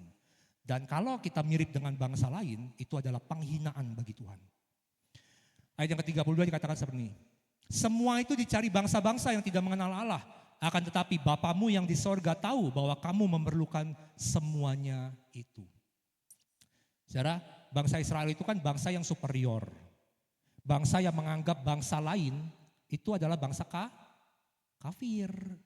Saudara, bangsa yang tidak mengenal Allah. Nih aku di bangsa Israel nih ya, aku udah diselamatkan Yahweh, aku punya Yahweh yang luar biasa. Kamu kan punya dewanya iprit-iprit ya kan, kecil-kecil, gak ada gunanya, gak bisa berperang. Aku nih Yahweh, ya perkasa luar biasa. Mereka merasa dirinya superior. Dan kalau Bapak Ibu ingat, saya sempat bilang ya waktu itu pembahasan mengenai anjing dan babi. Buat orang Israel, orang kafir itu seperti binatang itu saudara, anjing dan babi. Karena kastanya lebih rendah dibandingkan mereka. Orang Romawi, orang Yunani itu orangnya tidak mengenal Allah, orang kafir. Nah sekarang Tuhan seperti menyindir seperti itu loh. Saudara, Tuhan seperti menyindir. Kalau kamu khawatir ya, kalau kamu khawatir, kamu gak ada bedanya sama bangsa lain. Yang kamu pikir lebih rendah. Kamu sama aja kayak mereka. Karena bangsa lain yang tidak mengenal Allah juga seperti itu. Bekerja mencari uang supaya makan minum. Karena mereka takut mereka minta sama dewanya. Karena mereka khawatir tidak bisa memenuhi kebutuhan sehari-hari. Nah zaman ini juga sama kan ya Bapak Ibu. Sampai hari ini juga masih ya. Ada orang-orang mengatakan ya. Miliknya 100 juta ya di umur 30 tahun ya. 100 juta pertama, bagaimana caranya mendapatkan 100 juta pertama 30 tahun. 1 miliar pertama di umur 30 tahun. Lalu soal financial freedom, ya kan, kebebasan finansial. Kamu kejar itu ya kan, pekerjaan dan sebagainya. Sampai nanti kamu umur 40 tahun, kamu ucang-ucang kaki aja. Nanti bukan kamu yang kejar uang, tapi uang yang akan kejar kamu. Itu saudara. Dan banyak lagi saudara. Ya saya gak pernah nonton sih ya di YouTube ya, cuma pernah lihat ulasannya aja. Buku-buku juga kalau saudara ke Gramedia, banyak sekali yang menawarkan itu. Bapak Ibu, itu semua tipuan dunia. Itu tipuan dunia saudara. Yang kita perlukan bukan financial freedom, yang kita butuhkan financial wisdom, saudara. Bukan kebebasan finansial. Itu semua tipuan dunia. Dan kalau saudara kita bekerja sama seperti mereka, kita cari uang supaya saya bisa memenuhi kebutuhan saya sehari-hari. Kita tidak ada bedanya dengan orang dunia. Saudara, sebenarnya fokus kita cuma dua. Saudara ingat ya, sampai Tuhan Yesus datang kedua kali, apa yang saya bilang ini ya. Cuma dua, fokus kita cuma dua. Yang pertama, menjadi seperti Kristus. Yang kedua, menjadikan orang seperti Kristus. Sekali lagi, dua ini yang saudara harus ingat. Goal kita adalah menjadi seperti Kristus. Yang kedua, menjadikan orang seperti Kristus. Nah, goal ini bisa kita genapi, bisa kita selesaikan, yaitu lewat pekerjaan kita, Bapak Ibu. Lewat pekerjaan kita, lewat sekolah kita, lewat kuliah kita. Lewat kuliah kita, lewat pekerjaan kita, kita bisa menjadi seperti Kristus. Kita terus bertumbuh, dibentuk, ditegur bos, ya kan? Disiplin kerja, ngetik yang sekolah, nulis paper, kerjaan skripsi, sidang dan sebagainya, ambil S2 dan sebagainya. Itu kita semakin serupa dengan Kristus. Lalu juga kita menjadikan orang serupa dengan Kristus, menjadi murid Kristus. Kita menginjili mereka, ya kan? Ada waktu kita menginjili mereka supaya mereka dimenangkan, dibawa ke gereja, lalu kita bisa muridkan. Itu sebenarnya goal kita. Jadi pekerjaan itu hanya sarana, Bapak Ibu. Sekolah itu hanya sarana untuk bisa memenuhi dua goal ini. Tidak berarti, oh kalau gitu saya nggak cari uang. Enggak, saudara. Kita cari uang, ya, cari uang. Saya juga sama, saudara. Kita memenuhi kebutuhan sehari-hari kita. Kita harus realistis lah. Kita harus bekerja dengan rajin, sungguh-sungguh bekerja, saudara. Tapi bukan karena uang semata-mata, bukan. Bukan karena khawatir besok makan apa, besok pakai apa, bukan. Karena itu dicari oleh bangsa-bangsa lain. Tapi kamu yang identitasnya adalah anak Allah, sudah diselamatkan oleh Kristus, harus berbeda. Ya. Jadi Bapak Ibu, inilah yang harus kita kerjakan. Ya, dua goal ini, menjadi seperti Kristus dan menjadikan orang seperti Kristus lewat pekerjaan kita. Next. Oke, lalu bagaimana caranya sekarang? Kita tahu kenapa nggak usah khawatir. Nah saudara, next ya. Tuhan sebenarnya memberikan caranya, yaitu apa? Di ayat yang ke-32, 33 Tuhan katakan, tetapi carilah dahulu kerajaan Allah dan kebenarannya, maka semuanya itu akan ditambahkan kepadamu. Saudara, kalau mau jujur ya, kita tuh susah untuk tidak khawatir. Betul ya? Semua saudara, semua pendeta, bahkan yang pendeta-pendeta besar pun pasti memiliki kekhawatiran. Bahkan saya sendiri pun juga khawatir. Tapi kita memang gak bisa lepas saudara dari kekhawatiran itu. Susah banget. Selama kita masih di dunia, kita akan terus khawatir. Saudara, waktu saya ya mulai bekerja, ya mengajar dan sebagainya, saya pernah mengalami hal-hal tersebut, bahkan sampai hari ini. Terutama saudara ketika saya selesai menikah. Dari awal-awal dan sebagainya, kekhawatiran itu muncul ya kadang-kadang. Aduh besok nih seperti apa ya, pekerjaan saya nanti kalau muridnya gak ada, atau misalnya kalau saya dikeluarkan seperti apa. Kalau istri saya nanti udah gak kerja lagi, bagaimana?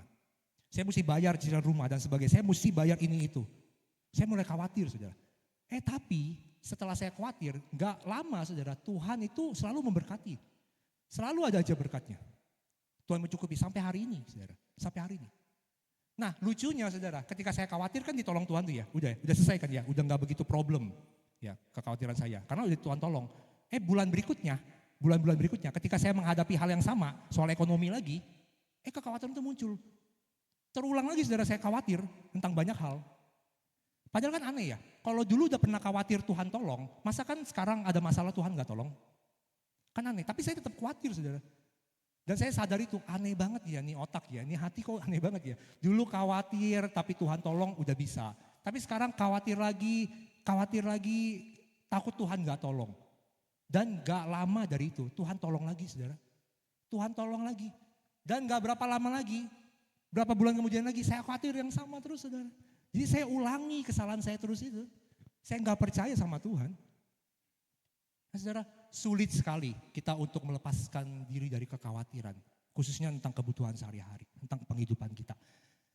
Nah saudara, kita itu kan selalu mengkhawatirkan sesuatu yang bernilai bagi kita. Betul ya? Kita selalu mengkhawatirkan sesuatu yang bernilai. Gak mungkin saudara mengkhawatirkan sesuatu yang tidak bernilai. Misalnya Bapak Ibu pergi keluar kota atau keluar negeri 3 minggu, ya kan, tinggalin rumah, keluar negeri, gitu. Lalu saudara sampai tengah jalan pusing, aduh rumput di depan rumah saya gimana ya? Rumput di depan rumah saya belum potong lagi, 2 minggu ditinggal nanti tinggi. Nanti mengganggu pemandangan orang kalau lewat, rumah saya jadi jelek pemandangannya, halamannya. Ya gak mungkin lah saudara mengkhawatirkan rumput di depan rumah. Karena gak ada untungnya, gak ada ruginya juga itu kalau rumput gak ditebang. Nangkap ya saudara ya? Saudara akan lebih mengkhawatirkan apa? aduh emas 50 gram di laci saya gimana ya? Ya enggak? Aduh duit 100 juta saya di berangkas gimana ya? Aduh laptop saya, mobil saya tinggalin lagi 3 minggu ke luar negeri. Masih ada satu di rumah, entah kalau maling masuk lewat kaca, kalau maling bobol pintu gimana ya? Saudara pasti akan mengkhawatirkan sesuatu yang berharga, yang bernilai.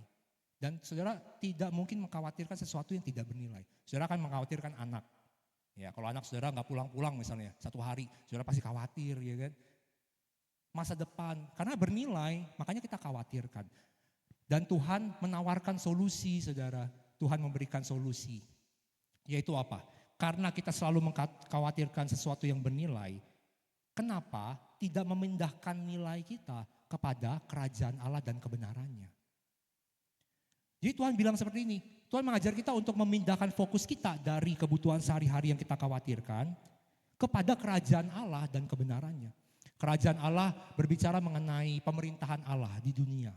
Ya, kekuasaan Allah, proyek Allah, pekerjaan Allah. Jadi ketika Tuhan Yesus mengatakan gini, kerajaan Allah sudah datang ke dunia. Itu maksudnya pemerintahan Allah, dia sebagai Allah memerintah di dunia ini sudah datang kerajaan Allahnya. Gitu. Dan kebenaran itu berbicara mengenai kuasa Allah untuk mengubah hidup kita. Supaya kita itu berperilaku benar, saudara. Jadi kerajaan Allah berbicara mengenai pemerintahan Allah, proyek pekerjaan Allah, dan kebenaran Allah itu berbicara mengenai firman-Nya, mengenai ajarannya, mengenai sesuatu yang bisa mengubahkan hidup kita. Supaya kita semakin seperti Kristus. Nah saudara, jadi pagi hari ini saya menawarkan solusi, next. Karena kita tidak bisa tidak khawatir. Kenapa saudara tidak memindahkan khawatir kita kepada kerajaan Allah dan kebenarannya? Saudara, kita harus akui, kita tuh gak bisa gak khawatir. Karena apa? Kita telah jatuh di dalam dosa. Kita selalu ingin menghina Tuhan dengan tidak percaya. Kita menghina Tuhan karena saya gak percaya Tuhan bakal mampukan saya untuk mencukupi kebutuhan saya sehari-hari. Kita telah jatuh ke dalam dosa, kita selalu tidak percaya. Maka sambil menunggu kita terus berupaya untuk gak khawatir. Sekarang sementara saudara, pindahin dulu khawatir saudara terhadap pekerjaan Allah, kerajaan Allah dan kebenarannya. Saudara, kalau saya tanya ya, kita mau jujur ya, bahkan untuk diri kita sendiri. Saudara lebih mengkhawatirkan perekonomian keluarga saudara, apa saudara mengkhawatirkan perekonomian gereja ini? Saudara lebih khawatir masa depan keluarga saudara atau pribadi saudara, atau saudara mengkhawatirkan masa depan gereja ini? Seberapa dari kita yang khawatir terhadap pekerjaan Tuhan di gereja ini? Gimana elevate, gimana sekolah minggu gitu. Saudara pikir, udahlah itu urusan Pastor Denny sama Vivi, biar dia aja ya, saya mah yang penting duduk ibadah, melayani, selesai kasih persembahan pulang gitu. Tapi kita gak khawatirkan bagaimana masa depan pekerjaan Tuhan di gereja ini. Seberapa dari kita yang khawatir, aduh kok saya gak bertumbuh ya dalam Tuhan ya, kok kerohanian saya begini-gini aja ya. 5 tahun yang lalu dosa saya masih 5, sekarang juga masih 5 dosa saya. Kok saya gak tahu ayat ini ya, kok saya gak belajar teologi ini ya. Gitu. Seberapa dari kita yang mengkhawatirkan pertumbuhan rohani kita? Kehidupan kerohanian kita? Ya jawabannya enggak begitu saudara. Tidak terlalu mengkhawatirkan. Karena kita sibuk mengkhawatirkan apa yang akan kita makan besok. Apa yang kita makan, kita pakai besok. Kebutuhan sehari-hari. Makanya saudara saya memberikan solusi. Karena kita tidak bisa tidak khawatir. Maka pindahkan nilai saudara. Karena kita selalu mengkhawatirkan sesuatu yang bernilai bagi kita kan. Maka pindahkan nilai kita itu kepada kerajaan Allah dan kebenarannya. Supaya kita khawatirin pekerjaan Allah daripada kebutuhan sehari-hari. Karena Tuhan udah janji. Kalau kamu mementingkan pekerjaan Tuhan dan kebenarannya, kamu bertumbuh secara rohani. Kamu baca firman Tuhan, kamu melayani sungguh-sungguh di sekolah menangin jiwa, jadi berkat. Ya di pekerjaan juga kerja jujur dan sebagainya, kerja rajin jadi berkat. Kamu gak usah takut. Semua apa? Makanan, pakaian, minuman akan ditambahkan kepadamu. Itu janji Tuhan saudara. Janji Tuhan kepada kita. Amin saudara. Aduh saudara kalau kita ngomong pekerjaan ya. Jauh saudara melebihi income saudara. Dan saya kadang-kadang juga terjebak dengan hal itu. Tapi saya menyadari saya pakai pekerjaan saya. Saya tidak 1-2 kali memberitakan Injil ke murid-murid saya saudara. Yang belum Kristen. Saya ngajar drum, tapi ada waktu saya beritain Injil ke mereka. Memang belum ada yang terima Tuhan Yesus sih, tapi paling enggak saya udah nabur. Kayak kemarin saudara, kemarin saya adakan tanya jawab sama murid-murid drum saya kumpulin. Ada satu yang muslim, Lalu saya iseng, saudara, saya ngomong tentang artikel saya pernah menulis artikel di jurnal kampus mengenai perjamuan kudus. Lalu saya mention artikel saya itu untuk berbicara mengenai skripsi. Saya memberi pesan kepada mereka soal skripsi gitu. Lalu dia angkat tangan yang muslim ini, kok perjamuan kudus itu apa sih artinya? Gitu. Tiba-tiba dia ngomong kayak gitu, saudara, muslim. Dan saya langsung masuk aja, saudara, ya, perjamuan kudus adalah dari Paskah dan sebagainya, Tuhan Yesus mati kayu salib dan sebagainya. Aduh, saudara, indah banget pekerjaan kita itu kalau untuk menjadi seperti Kristus dan menjadikan orang seperti Kristus itu indah sekali. Lebih daripada uang, saudara, lebih daripada uang. Tapi sekali lagi ya Bapak Ibu, bukan berarti kita tidak boleh memenuhi kebutuhan kita sehari-hari. Kita bekerja rajin, kita sungguh-sungguh mencari uang. Itu realistis, saudara. Saya undang para musik maju. Tapi yang salah adalah kalau kita mengkhawatirkan itu. Ya, kalau kita mengutamakan itu lebih daripada pekerjaan Allah. Mari sama-sama kita tundukkan kepala kita. Kita berdoa.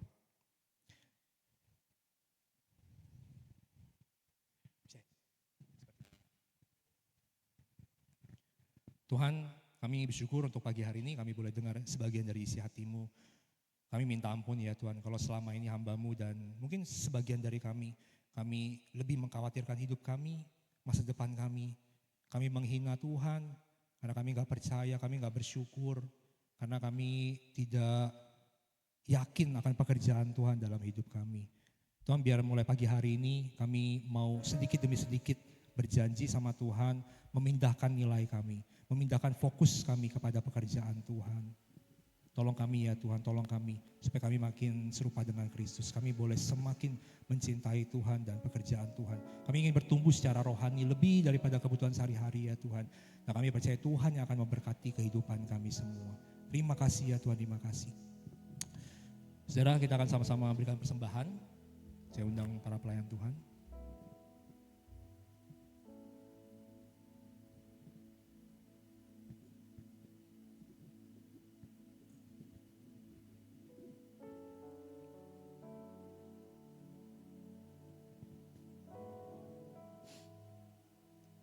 Saya undang pelayan Tuhan. Kolektan.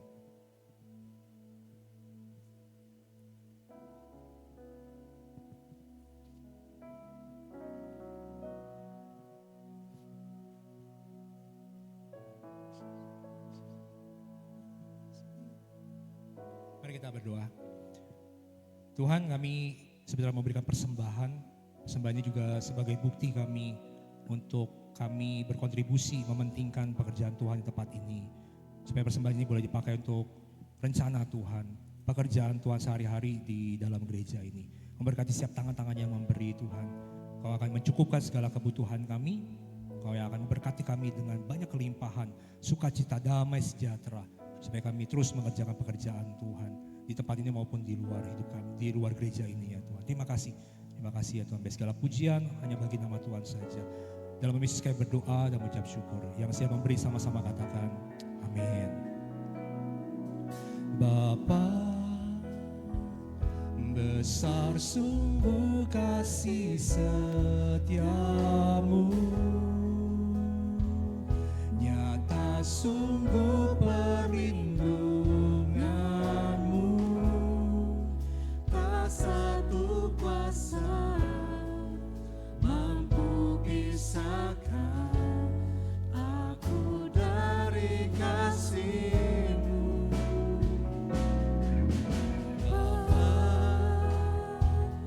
ajarku selalu hormati-Mu, ajarku turut perintah-Mu, berikan ku hati untuk menyembah-Mu dan bersyukur setiap waktu, seperti Bapa sayang anaknya, demikianlah Engkau mengasihiku. Kau jadikan biji matamu, kami sangat berharga Tuhan. Kau berikan semua yang ada padamu.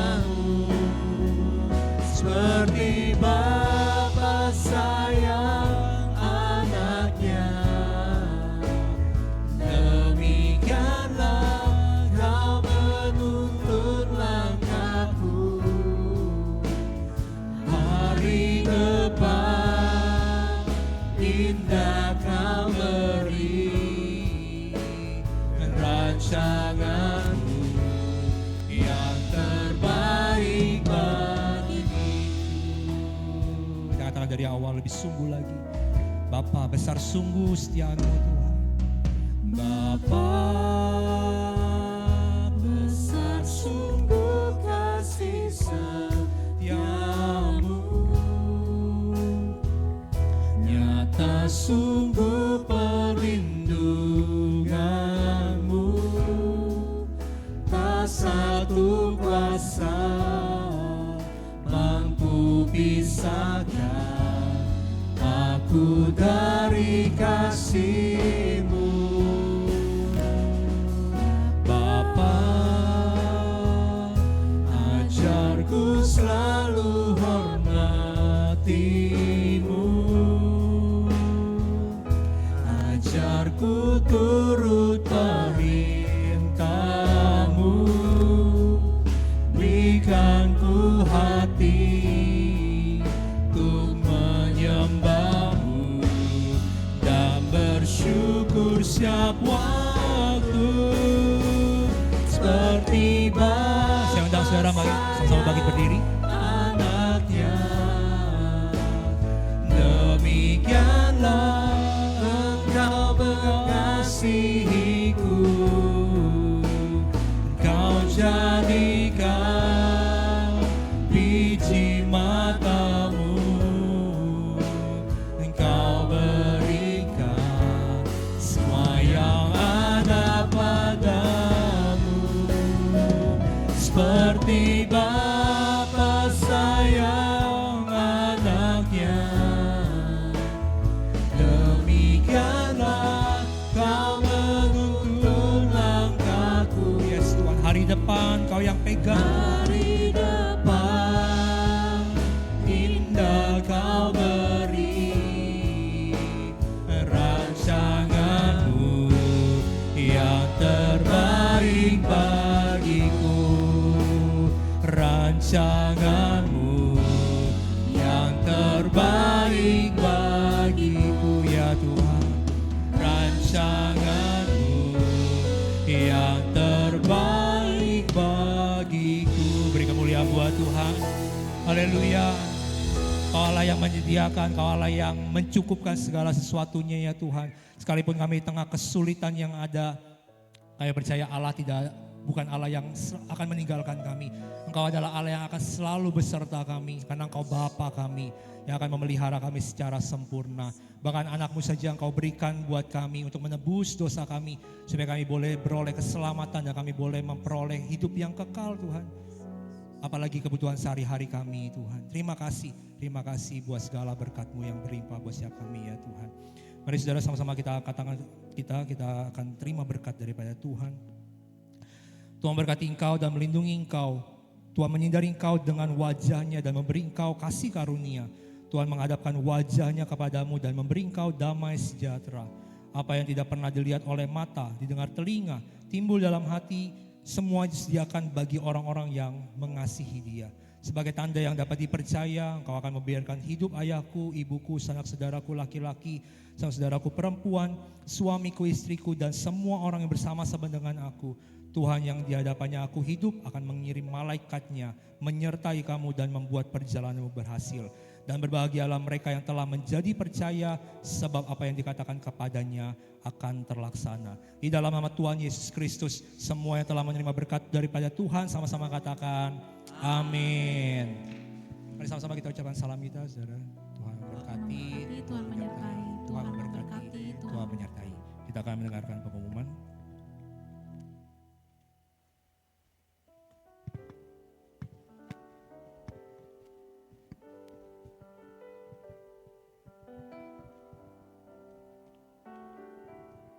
Shalom Bapak Ibu dan Jemaat Tuhan. Baik, puji nama Tuhan kita bisa menyelesaikan ibadah kita pada pagi hari ini. Saya boleh melihat tangan-tangan yang diberkati oleh Tuhan? Puji Tuhan. Baik, sebelum kita mendengarkan pengumuman pada pagi hari ini, kami mau menginformasikan bahwa Pastor Daniel Handoko berhalangan hadir karena beliau sedang ada pelayanan di luar. Mari kita dukung dalam doa supaya pelayanannya bisa berjalan dengan baik. Dan juga kami mau mengucapkan terima kasih atas pelayanannya dari Pastor Daniel Winardi. Kiranya Tuhan Yesus memberkati pelayanannya dan keluarganya. Kami juga mau mengucapkan terima kasih untuk para pelayan dan volunteers dari tim Praise and Worship, Multimedia, Asher, Kolektan, dan kakak-kakak OLC Kids. Dan juga kami mau mengucapkan terima kasih untuk setiap persembahan Generation Fund yang masih kami terima saat ini. Kiranya ini dapat menjadi alat Tuhan untuk memperlengkapi generasi di tempat ini. Selanjutnya, baik, ini adalah jadwal Minggu tanggal 3 Mei 2026. Pelayan Asher akan dilayani oleh Bapak Tunggal dan Ibu Yulis. Pelayan Kolektan akan dilayani oleh Ibu Yuni, Ibu Esther, Ibu Herlina, dan Ibu Ruth. Pelayan Perjamuan Kudus akan dilayani oleh Bapak Bunyitin, Bapak Willy, Bapak Yunus, dan Bapak Joshua. Selanjutnya, nah, boleh kasih tepuk tangan yang meriah untuk CFO 2026. Baik Bapak Ibu, informasi ini batas pelunasannya yaitu pada hari Minggu 17 Mei 2026, dan juga kami akan memberikan informasi sedikit khusus untuk anak-anak Elevate yang mengikuti acara CFO 2026 diberikan potongan sebesar 100.000 per anak. Nah, terkait informasi ini nominalnya 300.000 per anak untuk Teens Elevate.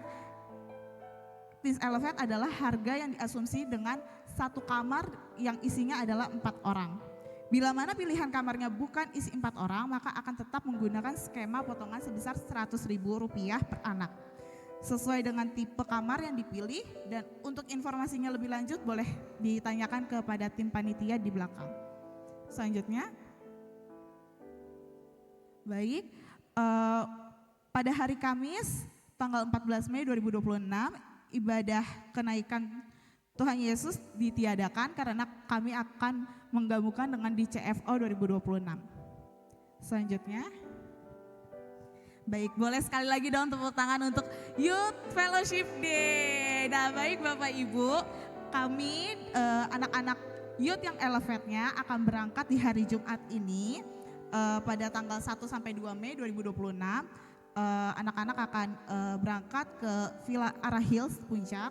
Mohon dukungannya Bapak Ibu, dukung doa supaya diberikan kelancaran baik kendaraannya, lalu lintasnya, cuacanya yang baik, beserta yang paling penting adalah kesehatan dari peserta anak-anaknya. Juga kami berikan informasi sedikit bahwa nanti akan ada penampilan persembahan pujian dari anak-anak youth-nya dalam rangka penggalangan dana YFD 2026. Nah, anak-anak youth ini akan menampilkan persembahan pujian sebanyak 2 kali. Yang pertama adalah hari ini setelah pengumuman, dan yang kedua akan pada tanggal 24 Mei 2026 itu menjelang CFO. Sebelumnya kami mengucapkan banyak terima kasih untuk setiap doa dan support dari Bapak Ibu sekalian. Selanjutnya, berikut adalah aktivitas seminggu di gereja. Itu ada doa tengah minggu di hari Kamis jam 7 malam, di hari Jumatnya maksud saya, di meeting koordinasi Elevate dan volunteers di jam 4 sore, dan ibadah Elevate akan dilaksanakan jam 4 sore di hari Sabtu, dan yang pastinya di hari Minggu kita akan beribadah bersama-sama di tempat ini jam 8:30 dan akan disertakan ibadah anak jam 9 pagi. Dan setelah ini kita akan ada fundraising di bawah Bapak Ibu. Selanjutnya, sebelum kita masuk ke persembahan pujian, sedikit informasi Bapak Ibu. Setelah ini kalau misalnya mau turun boleh tolong memakai akses tangga karena lift kita sedang ada perbaikan. Jadi tidak bisa digunakan, jadi mohon maaf Bapak Ibu kalau misalnya mau turun boleh lewat tangga. Oke, yang terakhir sebagai penutup pengumuman kita pada hari ini, mari kita sama-sama sambut. Ini dia, dan beri tepuk tangan.